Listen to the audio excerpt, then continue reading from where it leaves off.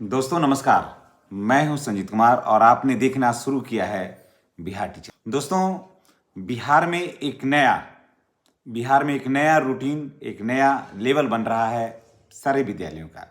जी हाँ, शिक्षा विभाग ने एक बहुत बड़ा और महत्वपूर्ण निर्देश दिया है। और जी इसके निर्देश दिए हैं कौन? तो बिहार के जो शिक्षा सचिव हैं दिनेश कुमार, उन्होंने दिया है। जिसमें साथियों ये निर्देश दिया है कि बिहार के जितने भी विद्यालय हैं उनमें बच्चे जो पढ़ रहे हैं उनका शैक्षणिक स्तर क्या है, उनका लेवल क्या है, हिंदी पढ़ने का उनका लेवल क्या है, गणित जानने का उनका लेवल क्या है, अंग्रेजी पढ़ने का, अंग्रेजी कितनी समझ वो रखते हैं, हिंदी की वो कितनी समझ रखते हैं और गणित की वो कितनी समझ रखते हैं। क्योंकि बिहार के विद्यालयों का आधारभूत संरचना में काफ़ी बदलाव आया है।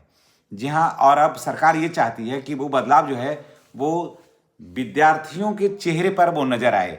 क्योंकि निरीक्षण के क्रम में ऐसा पाया जा रहा है कि जो जो पदाधिकारी हैं वो जा रहे हैं तो बच्चों को अगर किताब दे रहे हैं तो बच्चे उसको बढ़िया से 4-5 के बच्चे जो हैं वो पढ़ नहीं पा रहे हैं, गणित के आसान सवालों का हल नहीं कर पा रहे हैं, अंग्रेजी की तो बात छोड़ दीजिए। तो इसके लिए सरकार ने या यूँ कहिए कि शिक्षा विभाग ने इसे 4 चरण में बांटा है। यानी कि 1 अप्रैल से दोस्तों ये लागू हो जाएगा और ये जो है वो मार्च 2027 तक ये चलेगा। तो चलिए आज हम जानते हैं कि ये सब क्या चरण हैं और किस में क्या आपको पढ़ाना है, क्या सिखाना है और किन किन लोगों का मदद लेना है। प्रधानाध्यापक का क्या इसमें भूमिका होगी, सहायक शिक्षकों की क्या भूमिका होगी, वरीय शिक्षकों की क्या भूमिका होगी, इसमें विद्यालय में जो शिक्षा सेवक तालीमी मरकज हैं उनकी क्या भूमिका होगी। हम इस पर विस्तार से बात करते हैं और सबका महीना बांटा हुआ है और सबका काम बांटा हुआ है। तो चलिए दोस्तों, सबसे पहले हम शुरुआत करते हैं पहला चरण का। जी हाँ, इस सत्र की शुरुआत यानी कि 1 अप्रैल से लेकर के 31 मई तक ये चलेगा। जो पहला चरण है यानी कि अप्रैल से लेकर के मई तक चलेगा। दोस्तों इसमें क्या है कि इसमें भाषा और गणित की सरल और रोचक गतिविधियों पर आधारित पढ़ाई होना चाहिए, है ना। भाषा और गणित का एकदम सरल तरीके से, जिससे कि बच्चे जो आप पढ़ाएं वो बच्चे आसानी से हूबहू उसे अपने माइंड में उस कॉन्सेप्ट को ले लें। हर दिन विद्यालय पहली घंटी भाषा और दूसरी घंटी गणित तय की गई है, जिसमें पहली घंटी हो तो भाषा हो और दूसरी घंटी हो तो गणित हो। बच्चों का बेस लाइन जो टेस्ट होता है या मूल्यांकन किया जाएगा हर सप्ताह में इसका। अब बच्चों स्कूल में 2 शिक्षकों को इस कार्यक्रम की जिम्मेवारी दी जाएगी, एक वरीय शिक्षक और एक सबसे नीचे वाले शिक्षक। जो सबसे कनीय होंगे उनको ये जिम्मेवारी दी जाएगी कि आपको इसको इस लेवल पर पहुंचाना है।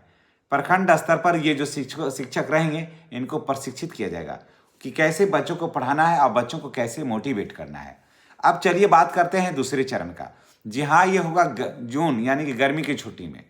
आप देखिए, आप सोचिएगा कि गर्मी की छुट्टी में क्या क्या होगा। गर्मी की छुट्टी में शिक्षक छुट्टी मारेंगे या समर कैंप चलेगा या जनगणना होगा।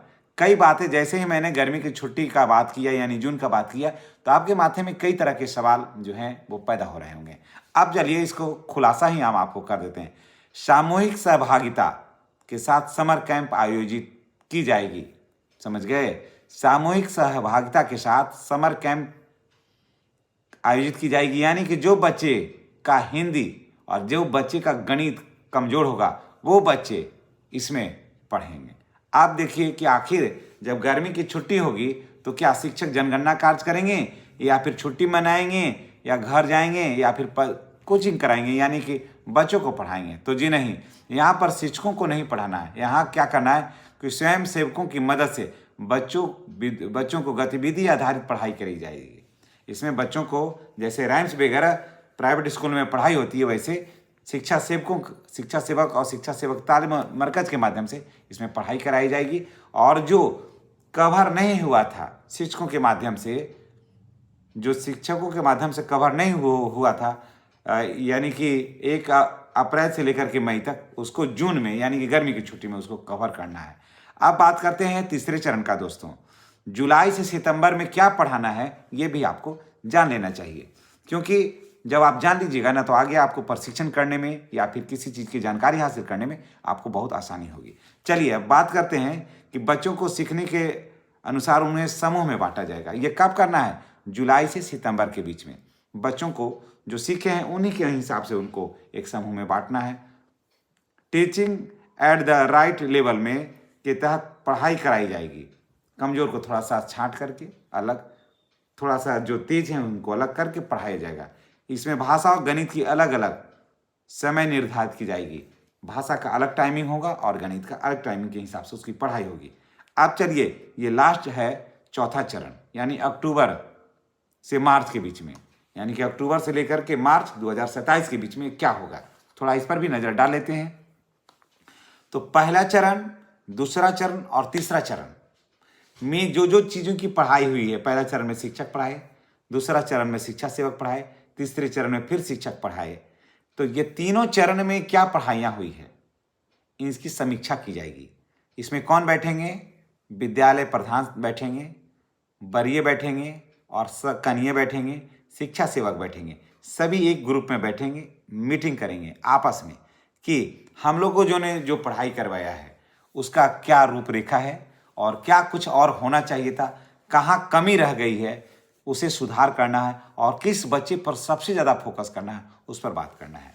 और इन बच्चों का एक बेसलाइन जो टेस्ट होगा उसका परिणाम क्या आएगा, उसी के आधार पर आगे की पढ़ाई तय की जाएगी। पूरे अभियान का फिर मूल्यांकन कराया जाएगा दोस्तों, और उसके बाद ये रिपोर्ट जो है वो प्रखंड स्तर पर फिर आपको जमा करना होगा। तो ये पूरी जानकारी आपको कैसी लगी है कमेंट करके बताइएगा। और साथ साथ मैं आपको ये बता दे रहा हूँ दोस्तों चलते चलते कि जितने भी शिक्षक साथी हैं हमारे वो ट्रांसफ़र का वेट कर रहे थे, तो थोड़ा सा अभी वेट करिए, अभी आपको वेट करना होगा।